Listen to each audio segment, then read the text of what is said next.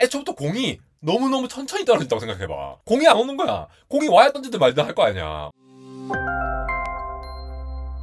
네, 안녕하십니까. 안달공학 에러입니다. AMD가 드디어 젠4 아키텍처를 발표했습니다. CPU 시리즈도 여러 개 발표를 했고요. 지난번 컴퓨텍스 2022에서 약간 예고를 한 정보들이 대부분 다 들어맞았지만 생각보다 훨씬 더 좋은 부분도 있었거든요. 다른 부분들은 뭐 뉴스 기사나 다른 유튜버 분들이 잘 설명해 주시니까 이 스펙적인 부분들 중심으로 본다기보다는 이게 기술적으로 왜 어떻게 더 나아진 건지 그런 것들을 한번 분석해 보면서 AMD 이번 젠4 아키텍처 라이젠 7000 시리즈 정말 사볼만 한 건지 한번 살펴보도록 하겠습니다. 우리 리사소 언니 나와서 당차게 발표를 하거든요. 리사소 언니는 뭐 늙지도 않는 것 같아요. 항상 저렇게 멋있는 모습으로 매번 혁신을 이렇게 보여주고 있는 것 같습니다. 젠4 아키텍처에 대한 개략적인 설명은 루머로도 많이 돌았고 컴퓨텍스에서도 어느 정도 얘기를 했었던 거기 때문에 개괄적으로만 일단 한번 짚고 넘어가도록 하겠습니다. 아무래도 이제 하이 퍼포먼스, 고성능을 원하시는 이 게이머분들이라든가 작업을 프로페셔널하게 직업적으로 하시는 분들을 위한 최강의 컴퓨팅 능력을 갖춘 CPU를 제시한다, 이런 컨셉이 되겠죠. 지난번 젠3에서도 굉장히 호평을 받았는데 그것보다도 더 나아진 부분이 무엇이냐, 이 부분이 핵심이 될 텐데요. 지난번 컴퓨텍스 영상에서도 말씀드렸다시피 이번에 이 5라는 숫자가 굉장히 중요합니다. 일단 TSMC 5나노 공정, 5나노 공정이 들어갔다. 그리고 DDR5를 지원한다. 그리고 PCI 젠 5를 지원한다. 그런데 아키텍처는 젠 4네요. 여기까지 5로 맞췄으면 참 좋았을 텐데.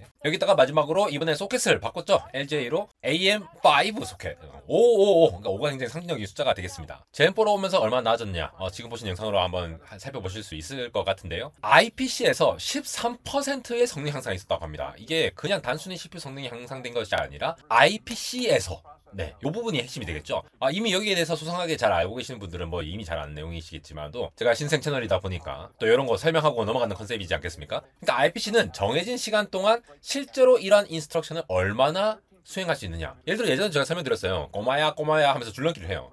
근데 아무도 없는 상태에서 줄넘기를 하면 카운트가 안 되잖아요. 우리 뭐 옛날에 1박 2일 같은 거 보면은 이수근이 들어가가지고 강호동이 들어가가지고 들어가서 실제로 뛰어야지만이 줄을 넘었다라고 카운트를 하죠. 마찬가지입니다. CPU도 그냥 뭐 가만히 있으면은 클락만 막 왔다 갔다 하겠죠. 그러면 의미 있는 동작을 해야 되잖아요. 그럼 거기에 대한 명령어가 있어야 됩니다. 인스트럭션. 명령어를 어떤 명령, 얘랑 얘를 더해, 얘랑 얘를 저장해, 이러한 간단한 명령어부터 굉장히 복잡한 명령까지 다양하게 존재를 하게 될 텐데 실제로 이러한 명령어를 정해진 시간 동안 얼마나 많이 할 수 있느냐, 요게 CPU의 전체적인 성능을 결정을 한다라는 거죠. 그러니까 이수근이 들어가고 강호동이 들어가서 실제로 이렇게 뛰는 거를 카운트를 한다. 그러한 성능이 전작 젠3에 비해서 13%까지 증가를 했다라고 발표를 한 거죠. 그래서 지금 보시는 이 부분을 좀 집중해서 보실 필요가 있습니다. 실제로 이 IPC가 13%가 증가를 했다라는 것들을 어느 부분에서 큰 역할을 했는지 발표에서 공개가 되는데요. 뭐 대부분 이게 캐시라든가 아니면은 브랜치 프레딕션, 그러니까 분기 예측이라고 얘기를 하는 거죠.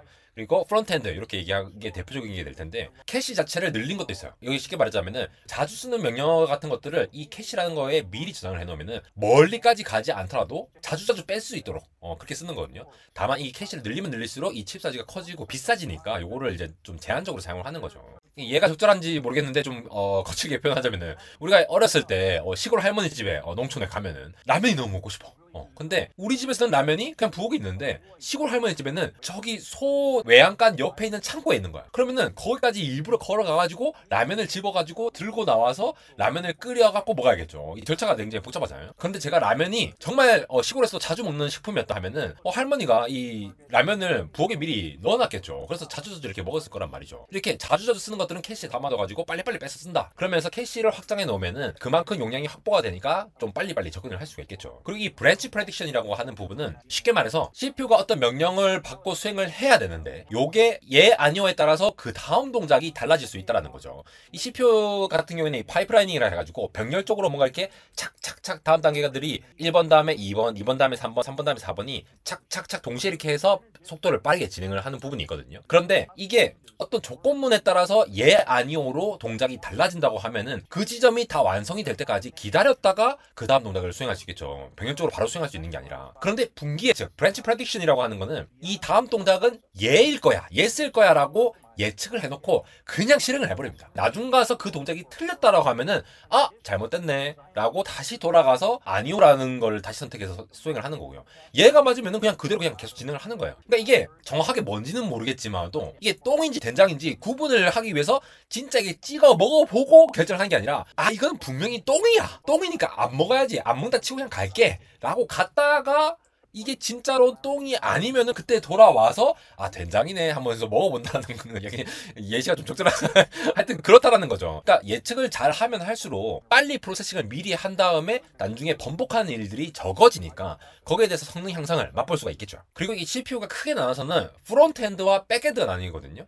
아까 AMD 발표에서 프론트엔드 쪽에 개선이 있었다라고 얘기한 부분이 있거든요. 굉장히 커요, 그 부분이. 백엔드에서는 실제로 막 더하기, 빼기, 곱하기, 나누기, 저장하기 이런 걸 하는 거예요. 그리고 프론트엔드에서는 그러한 연산을 해라는 명령어들이 막 모이는 쪽이에요. 그러니까 이 명령어들을 빨리빨리 받아가지고 제대로 쫙쫙쫙 뿌려줘야지만이 백엔드에서 실제로 연산을 해서 메모리에 저장한다거나 다음 연산을 한다거나 이런 동작들을 할 수 있겠죠. 그러니까 실질적으로 백엔드는 약간 노동자 계급이 될 거고 프론트엔드는 그런 명령어들을 빨리빨리 처리하는 약간 매니저 입장이 되겠죠. 현대의 CPU 구조는 AMD가 1990년대 말이죠. 이 CPU 아키텍처를 급격하게 개선을 하면서 백엔드 처리가 굉장히 빨라지고 대신에 프론트엔드에서 이 명령어들을 빨리빨리 전달을 못해서 그러니까 매니저가 너무 바빠갖고 너 이거 해, 너는 이거 해, 너는 이거 해 이거 빨리빨리 말해줘야 되는데 이거를 못해주니까 오히려 성능 바틀렉이 생겨버린 거거든요. 이 부분들을 점점 더 완화시키고 잘해줄 수 있으면 성능 향상이 있을 수 있다는 거죠. 우리가 실제로 가상 여자친구랑 오락실에 가가지고 농구 게임을 한다고 합시다. 농구 게임 계속 이제 골을 넣잖아요. 이렇게 공 오면 던지고 공 오면 던지고 공을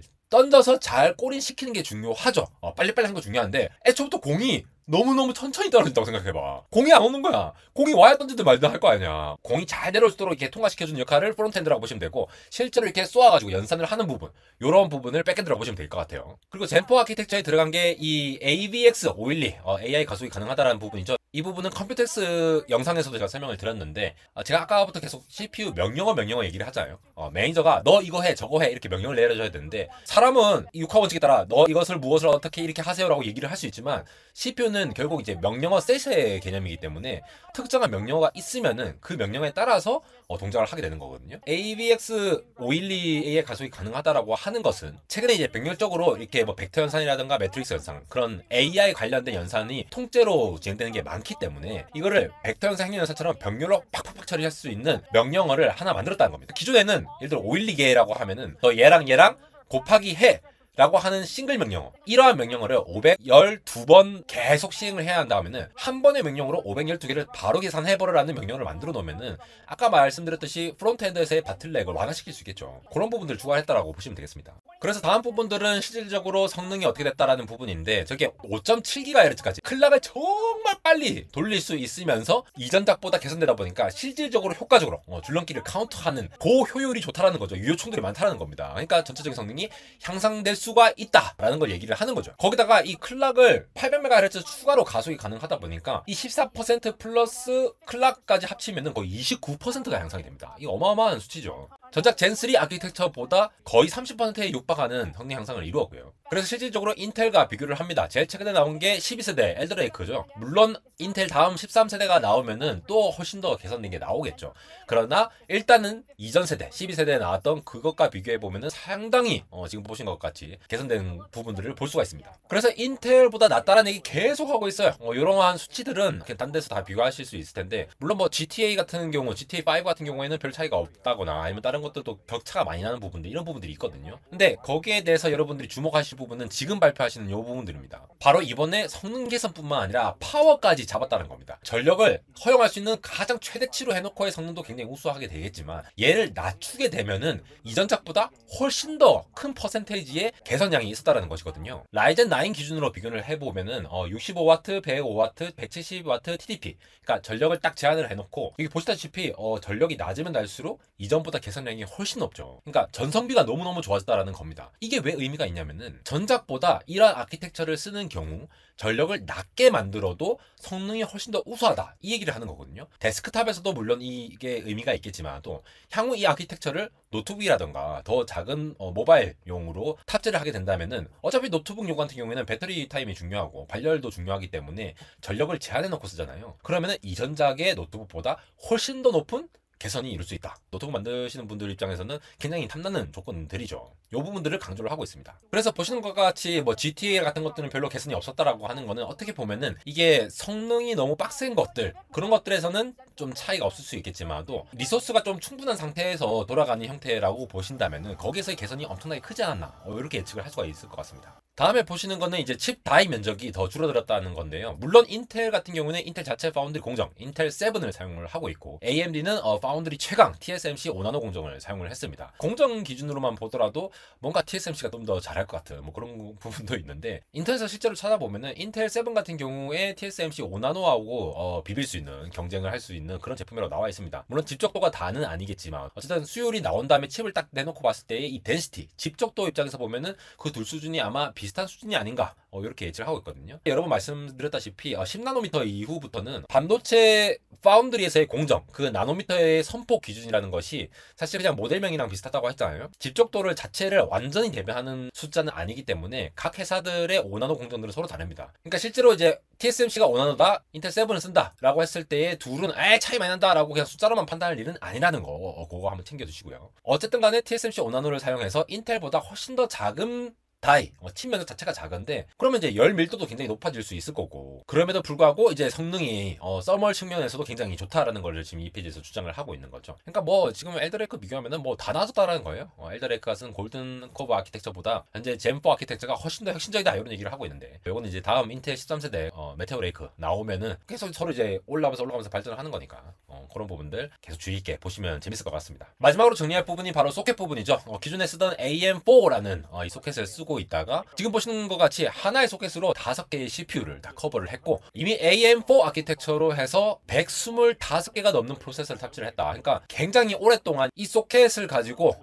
500개가 넘는 마더보드에서 125개가 넘는 프로세서까지 다 지원을 해왔으니까 굉장히 많은 걸 지원해왔다.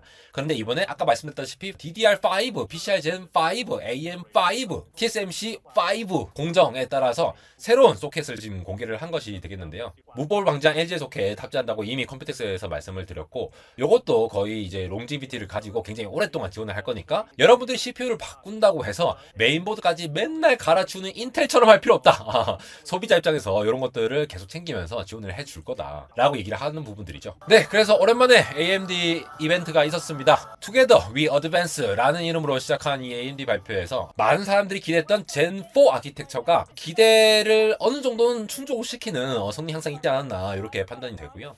향후 나오는 이 데스크톱 시리즈의 CPU들 아무래도 인텔의 점유율을 점점 더 갉아먹지 않을까. 다음 세대가 좀 구리게 되면은 점점 갉아먹으면서 이 반격을 어떻게 대응을 해야 될지 그런 부분들 주목하면 굉장히 재밌을 것 같습니다. 최근 인텔의 빌빌 쌓는 모습을 보면서 안타까운 마음이 들기도 하지만 진격의 리사수 언니의 AMD를 바라보니 뭔가 가슴이 훈훈하고 더욱더 혁신적인 기술을 기대할 수밖에 없을 것 같은 안달공화 에러였습니다.